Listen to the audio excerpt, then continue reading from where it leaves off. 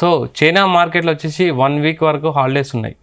Lunar new year అంటే China ప్రతి సంవత్సరం మార్కెట్ అంటే న్యూ ఇయర్ రాగానే 1 వీక్ అయితే హాలిడేస్ ఇస్తుంది. అంటే 1 వీక్ ఎందుకు హాలిడేస్ అంటే వరల్డ్ లార్జెస్ట్ మైగ్రేషన్ ఫెస్టివల్ అంటారు. అంటే ఈ చైనా ఒక 1 వీక్ న్యూ ఇయర్ రాగానే స్ప్రింగ్ ఫెస్టివల్ కారణంగా వాళ్ళు సొంత ఊర్లోకి వెళ్ళడం జరుగుతుంది సిటీలో నుంచి.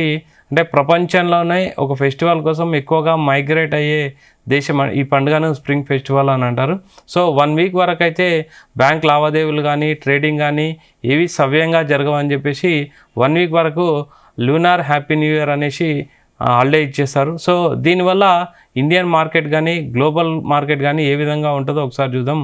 ముఖ్యంగా ఇండియన్ మార్కెట్స్కి అసలు ఏమవుతుంది ఆ రోజు అనేది చూస్తే SNN అంటే షాంఘై అండ్ షెంజన్ అనే అంటే మనలాగా సెన్సెక్స్ నిఫ్టీ లాగా అక్కడ మార్కెట్ ఉంటుంది. ఆ మార్కెట్ అయితే కంప్లీట్ క్లోజ్ ఉంటుంది 16వ తారీఖు నుంచి 23వ తారీఖు వరకు.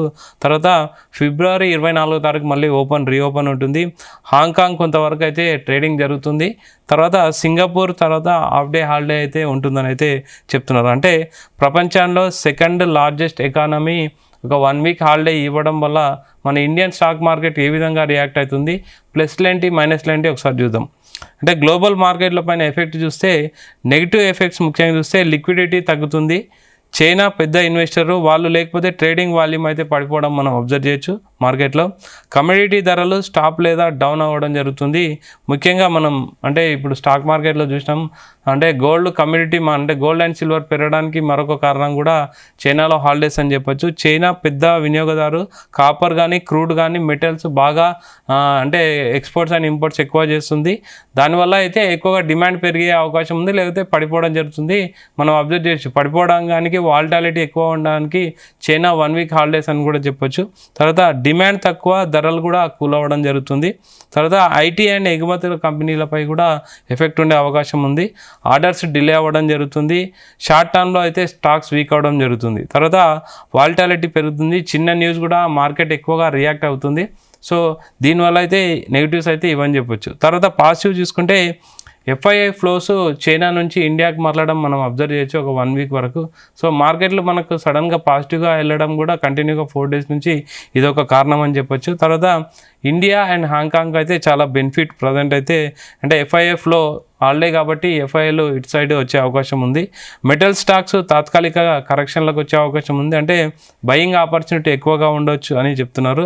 తిరిగి మళ్ళీ డిమాండ్ అంటే ర్యాలీ వచ్చే అవకాశం ఉంది మెటల్ స్టాక్స్. ఈరోజు కూడా మార్కెట్లో అబ్జర్వ్ చేసాం మెటల్ స్టాక్స్ అయితే ర్యాలీ పుంజుకోవడం జరిగింది. తర్వాత ట్రేడర్స్కు లో వాల్యూమ్ ట్రెండ్ మార్కెట్ లభిస్తుంది. అంటే క్లియర్ మూవ్స్ కనిపిస్తాయి, స్ట్రాటజీలు అయితే వర్కౌట్ అవుతాయి, బ్రేక్అవుట్స్ ఫాస్ట్గా పనిచేస్తాయని అయితే ఇక్కడ అంటే ఆర్టికల్స్ చెప్పడం జరుగుతుంది. రిలయన్స్ అండ్ డొమెస్టిక్ సంబంధించిన కొన్ని అంటే చైనా పైన ఆధారపడని కొన్ని కంపెనీలు అంటే ముఖ్యంగా చైనా పైన ఆధారపడే కంపెనీలు అంటే రిలయన్స్ అనేది ఓన్ కంపెనీ చైనా పైన ఆధారపడదు కాబట్టి అలాంటి కంపెనీలకు ఇండియన్ కంపెనీలకు అయితే బాగా బెనిఫిట్ అని చెప్పాలి. తర్వాత ఇండియన్ మార్కెట్కు ఇంకా స్పెషల్ ఎఫెక్ట్ ముఖ్యంగా ఆలోచిస్తే మెటల్స్ అయితే కరెక్షన్లు లేదా స్లో అవ్వచ్చు, ఆయిల్కి సంబంధించిన అయితే సైలెంట్ మూవ్ అవ్వచ్చు, తర్వాత బ్యాంక్స్ తర్వాత స్టేబుల్ ఉండొచ్చు, తర్వాత మిడ్ అండ్ స్మాల్ క్యాప్ చూసుకుంటే యాక్టివ్గానే కనిపించవచ్చు అని చెప్తున్నారు. FIIలు ఇండియాకు ఎక్కువ ఎంట్రీ ఛాన్స్ ఇచ్చే అవకాశం ఉందనేది చెప్పడం జరుగుతుంది. ట్రేడింగ్ స్ట్రాటజీ ముఖ్యంగా చూస్తే హై బీటా స్టాక్స్ని అయితే తగ్గించుకోవడం బెటర్ అని చెప్తున్నారు. బ్రేక్అవుట్ ట్రేడింగ్ చేయడం బెటర్ అని చెప్తున్నారు. మెటల్ స్టాక్స్ వెంటనే కొనొద్దు, కొంచెం అంటే అబ్జర్వ్ చేసి కొనాలని చెప్తున్నారు.